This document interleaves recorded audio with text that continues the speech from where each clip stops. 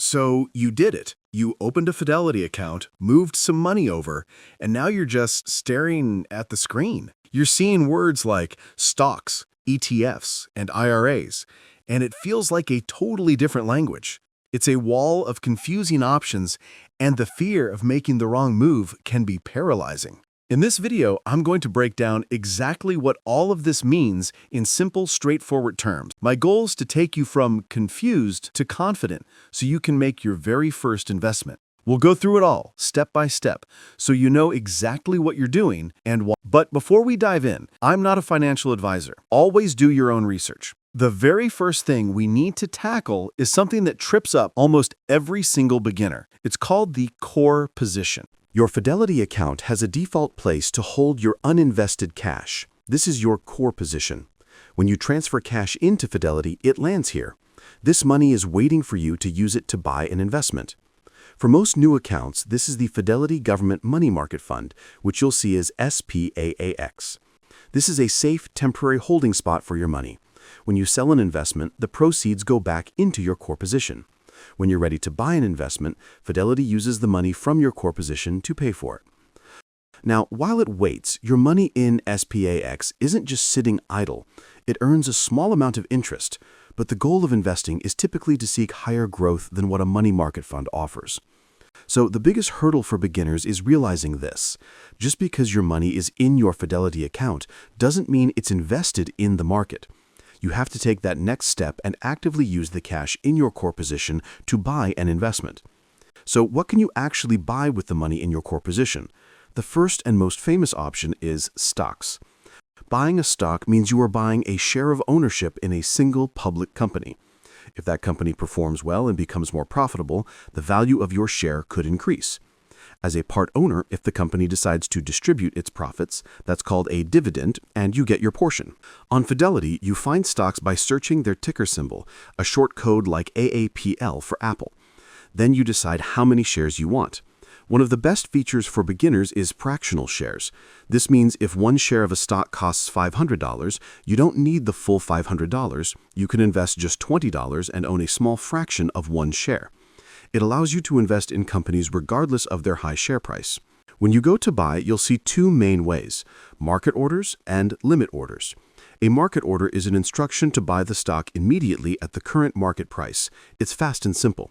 A limit order is an instruction to only buy the stock if its price falls to a specific level you set.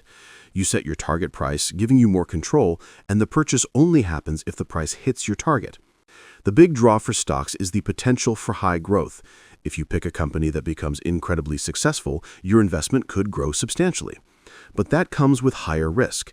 If that one company has a bad year, your investment loses value. For a beginner, investing all of your money in just one or two companies is a very risky strategy. That brings us to a much safer option.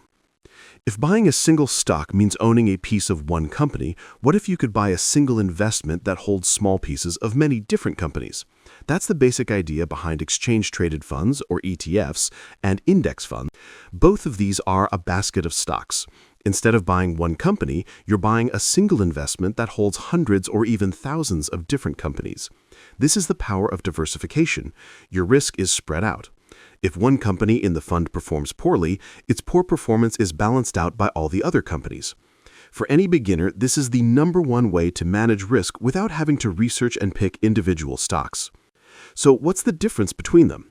An index fund is designed to automatically track a market index, like the S&P 500, which represents 500 of the biggest U.S. companies. You place your order to buy or sell, and that transaction is processed once per day after the market closes. An ETF is very similar and often tracks the exact same indexes. The main difference is that it trades like a stock. You can buy or sell an ETF at any time during the day while the stock market is open, and its price will fluctuate throughout the day. For a long-term investor, this difference isn't very important. For anyone starting out on Fidelity, the Fidelity 500 Index Fund, or FXAIX, is an almost universally recommended starting point. It's a mutual fund that tracks the S&P 500. It has an incredibly low fee or expense ratio and no minimum investment. By buying just this one fund, you are instantly diversified across 500 of America's top companies. It's a simple, powerful, and effective way to start. This is the last piece of the puzzle. You'll hear people talk about an IRA, and you might think it's something you buy. It's not. An IRA, or individual retirement account, isn't an investment itself. It's a type of account. Think of it as a special container you use to hold your investments. This container has special features, tax advantages, to help your money grow for retirement. So you can hold your stocks and index funds in a standard brokerage account, or you can hold them within an IRA to gain these tax benefits. There are two main types of IRAs, the traditional and the Roth. The difference is simple. Do you want your tax break now or later? With a traditional IRA, the money you contribute might be tax deductible this year. The trade-off is that when you withdraw your money in retirement, you'll have to pay taxes on it. This can be great for people who are in a high tax bracket now and expect to be in a lower one when they retire. Then there's the Roth IRA. With a Roth, you contribute money that you've already paid taxes on. But here's the powerful benefit. Your investments grow, and when you take qualified withdrawals in retirement, all of that money, your contributions and the growth, is 100% tax-free. You paid taxes on the initial contribution, so the entire final amount is yours to keep. Fidelity makes opening an IRA very easy. You can open a Roth IRA, move money into it, and then inside that account, buy an investment like the Fidelity 500 Index Fund. This combines the power of diversification with the incredible tax-free growth of the Roth. If this video helped clear things up for you, subscribe for more simple, straightforward guides just like this one. If you have any questions or suggestions, let us know in the comments below.